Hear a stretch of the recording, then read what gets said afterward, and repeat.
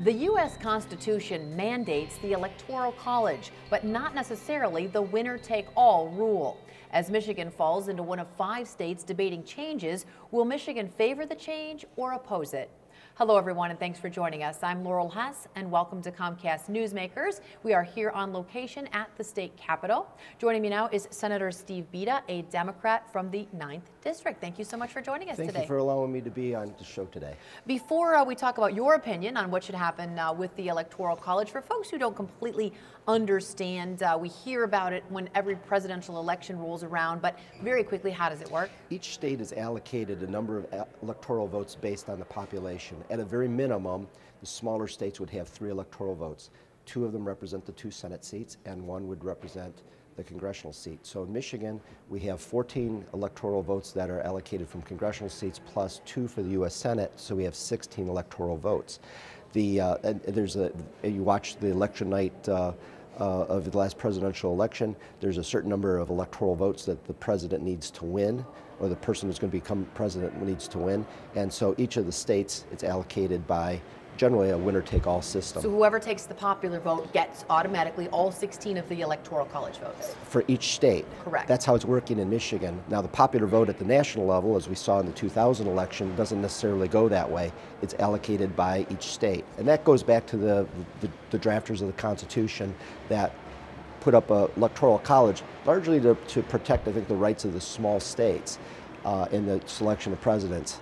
So there are some folks out there that would like to redistribute, if you will, the electoral votes and make it so it's not a winner-take-all, that a proportion can go to one candidate, a different percentage can go to the other, Yep. And you would like to not see that happen. Well, and again, to try to look at it in the national sense, we're talking about each state. So each state, say for example, candidate A wins the majority of votes in the state of Michigan. That candidate would receive all of Michigan's electoral votes. That's the way it's always historically been in Michigan, by the way, in the 176-year history of the state. There's been a new proposal that's been put out there, and it's been funded by a group called Red State, and it's a multi-million-dollar effort to go to certain target states and bring in this proportional voting. Now, proportional voting is not proportional to the population, but it's proportional based on each of the congressional districts. So under their plan, say look at the last presidential election, of Michigan's 14 congressional seats, 9 of them went to Mitt Romney. Mitt Romney would have received 9 electoral votes, and President Obama would have received the remainder of those electoral votes under that plan.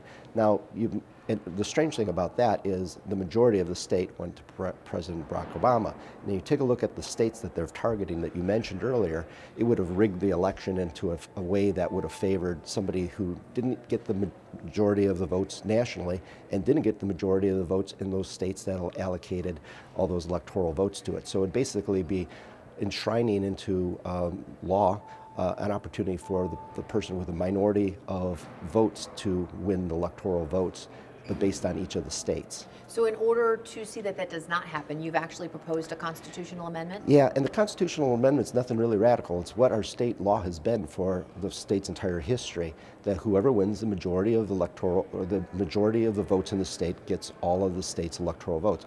Just virtually all the states in the union have the same law too, so it's nothing radical, but I think it's very important that we preserve the integrity of our elections. This is a very shameless attempt to rig presidential elections based on gerrymandered congressional districts. All right, thank you so much for joining us today. Thank you, it's always a pleasure. Today's Comcast Newsmaker was Senator Steve Bieda, a Democrat from the 9th District.